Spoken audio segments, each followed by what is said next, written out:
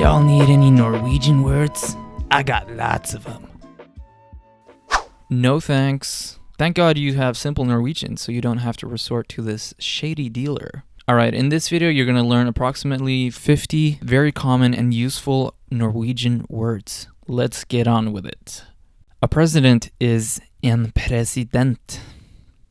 En president. A prime minister is en statsminister. En statsminister. To worry is å bekymre. Å bekymre.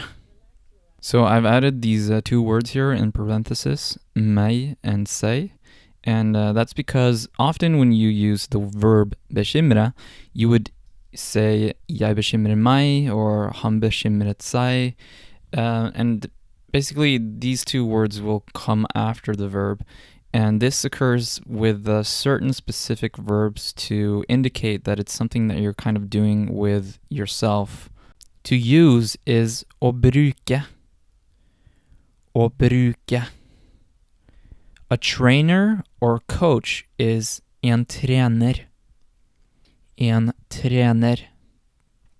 A member is et medlem. Et medlem. A book is en bok. En bok. A reward is en belønning. En belønning. A movie is en film. En film. Useful is nyttig. Nyttig. A society is et samfunn. Et samfunn. A group is en gruppe. En gruppe. A choice is et valg. Et valg. A walk, like a short little walk, is en spasertur. En spasertur. A school is en skole.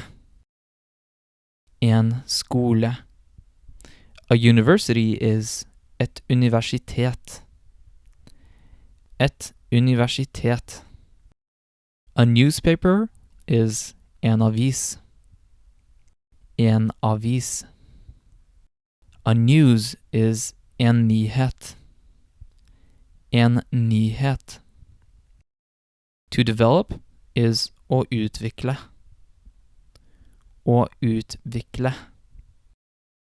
A war is en krig. En krig. To grow is å vokse. Å vokse. A team is et lag. Et lag.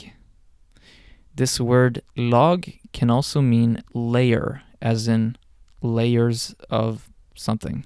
Afterwards is etterpå. Etterpå. The middle is midten. Midten. A side is en side. En side.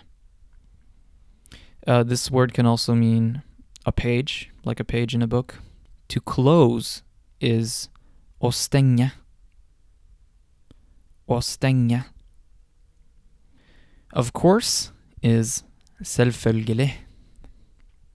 Selvfølgelig.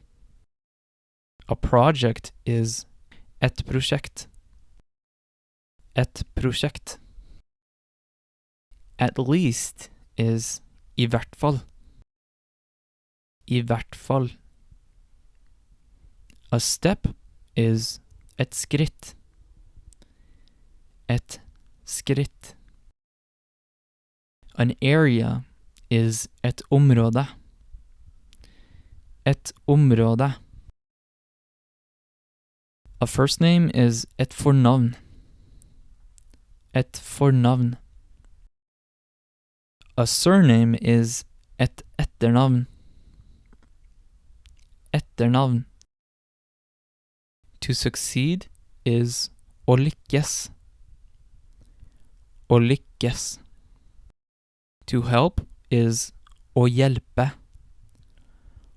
Å hjelpe. To support is å støtte. Å støtte. Right, as in being right. And also this word can mean straight, as in like a straight line, is rett. Rett. Correct is riktig. Riktig.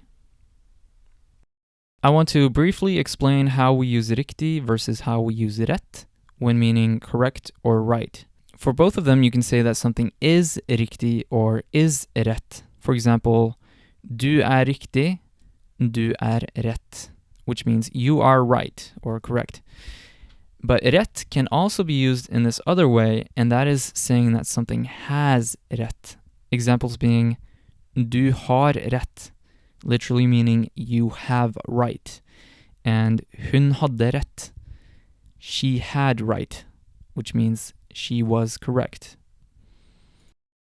To confirm is å bekrefte. Å bekrefte. A wrong, error, or mistake is feil. En feil. An interest is en interesse. Interesse. A thing is en ting. Ting. Private is privat. Privat. A possibility is en mulighet. En mulighet. An economy is en økonomi. En økonomi. A friend is en venn. En venn. Social is sosial. Sosial. A place is en plass. En plass. A victim is et offer.